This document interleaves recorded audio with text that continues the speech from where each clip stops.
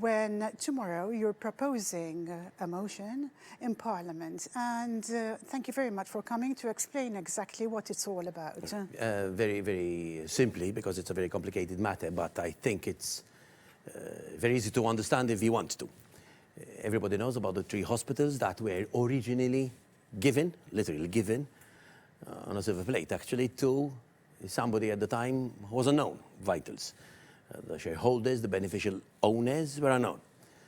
Matter of fact, this contract stipulated that they had to invest millions, 178 million to be precise, in the company. And they also had deadlines, which clearly stated that within a particular framework and time frame, they had to literally give us state-of-the-art hospitals, medical tourism, old people's structures and care in these 3 hospitals.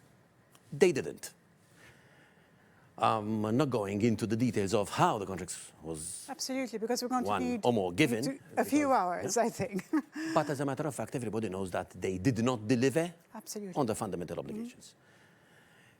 About 2 years ago or more, I actually filed in court to have them cancelled and delineated their failures, their breaches.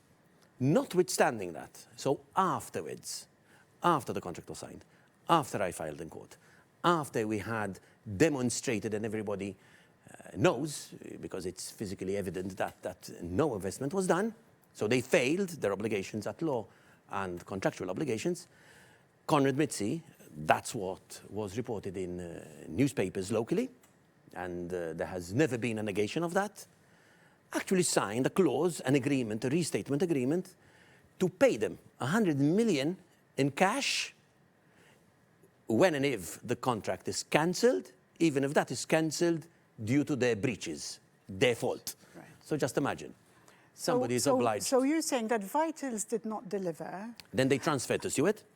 But to release Vitals of their contract, they were paid 100 Not million. paid. The government, Conrad Mitzi, August of last year, agreed to sign a new agreement which he kept secret, basically. We got to know about it recently. That if either court or government or whoever cancels the contract that they had and therefore cancels that because it's their fault, because they didn't do anything, basically, they would still get 100 million. So basically we, the taxpayers, the Maltese citizens, would be paying from our pockets for the failure. Yes. Moral of the story, tomorrow we are inviting every single deputat in Parliament, representative of the people, whether he's on the opposition side or on the government side, to do the right thing for Malta, to do the right thing in the national interest and vote in order that we resign these documents, which will basically mean that we are relieving the Maltese taxpayer from paying something which is immoral, which is paying 100 million in cash to somebody when we're getting nothing, when the failures, the breaches, have been committed by them. Absolutely. The transition between Vitals and Steward, there's a lot of obscurity. Yeah, allegedly done for €1. Just imagine, you have a contract where you have not injected any capital yet, and this contract is guaranteeing you a payment from government over a number of years of 2 billion. 2 billion, that's 2,000 million, over a number of years. And these people want us to believe that they sold out that contract for €1. Sure. A. In public procurement, when government gives a contract to somebody, whether it's product, services, provision of concessions, what have you, it is unheard of that if they fail, they are allowed to choose the next party contractor themselves. Yeah. Because if you have failed from your principal obligations, you can't be good enough to then choose who's going to really take your place. It should be government himself to then at least understand that these failed and choose somebody who is serious, decent, and able to deliver what they had been entrusted to deliver themselves. From what I understand, the same sort of process was done the very first time around, because the memorandum of understanding was signed prior to the tender being awarded. You're totally correct.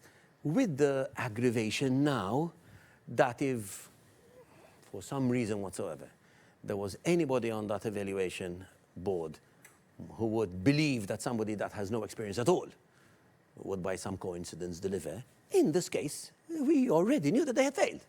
It was flagrant, blatant, proven evidence that they had failed. Still, government chose to bind us all, to pay 100 million in cash to these people, even when that contract is resigned. So I think it is obvious, and I think the Maltese people do understand, have understood, that tomorrow in Parliament, we actually appeal, not challenge, appeal. We beseech government, members of Parliament, to do the right thing. Do the right thing for your country, do the right thing for Malta, do the right thing for the national interest. Are we assuming here that some members of Parliament in the government were unaware of this deal? I think if they were, they have to stand up, declare that, and still vote according to their conscience, according to the pledge that they took to the Republic and the nation, and still vote, even more so, if they did not know, in favor of our motion, which is not because it's our motion, in favor of the people.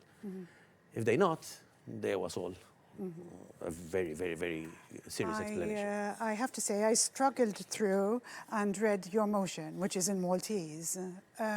You are classing this as a criminal act to actually... Very simply, I need to understand how somebody who has the power to contract on behalf of the people, on the part of government, in order to safeguard the public interest, can actually ever justify that there is no intent in deliberately misappropriating the Maltese people of 100 million in cash, are there, if there is no complicity with the people receiving them. Yes.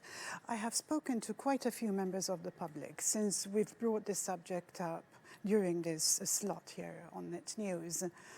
And I would say quite a lot of people in the streets, normal people, are not that interested because they feel as long as they're getting free medical health care, it's not affecting them. So what's the big deal? Okay, very simply. Perhaps you can explain that. Very simply,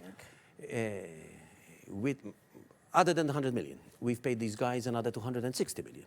And we're going to keep on paying them over 80 million a year. And we are getting nothing. So the services that we provide today can be better. The medicines that we receive today can be more. The therapies that we are receiving today can be improved. The recourse to free health, free medicine, and interventions, whether locally or abroad, can be more effective, swifter, no waiting times, better accessibility to all kinds of patients where the cure that they need and the assistance that they need is abroad. We would have the funds, we would have the ability even to have that service in Malta, in these 3 hospitals. Yes. First and foremost, at the service of people. Their lives would improve tremendously.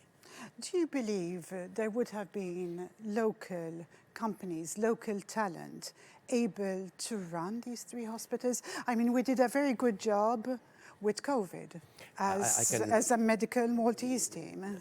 Very, very simply. 98% of the people who are already being utilized are already Maltese, and irrespective of whether they are Maltese, foreign, and what have you, the amount of investment that we are putting every single year, because when I'm saying 80 million, 90 million, it is pay over and above what we used to pay before, not as a totality with respect to this part of the health sector, it is over and above. So irrespective of who is doing it, the management, the hospitals have to come back to the Maltese.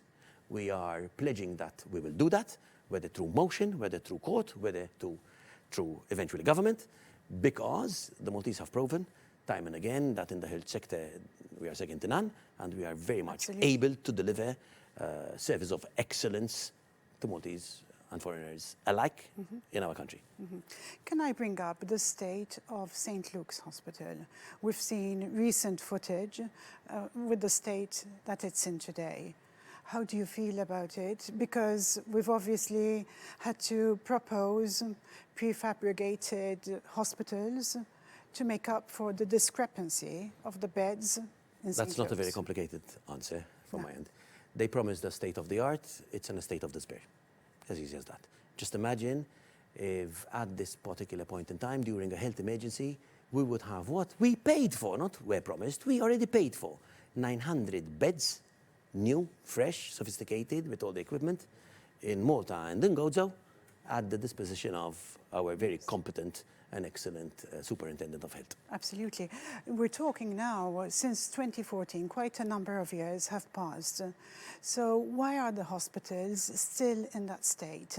Was there no supervision at any time? Absolutely not. It wasn't a contract which provided or was intended to provide for the health service of the Maltese. It was a planned heist, as easy as that. So the Maltese people need to have faith in the Maltese health service and what the Maltese health But first and foremost, tomorrow we need to vote in Parliament to get our hospitals back. Thank you very much, Dr. My Delia, pleasure. for being with us. Thank you very much. I am with Dr. Adrian Delia, the leader of the opposition. I thank you very much for being with me again tonight. Good evening.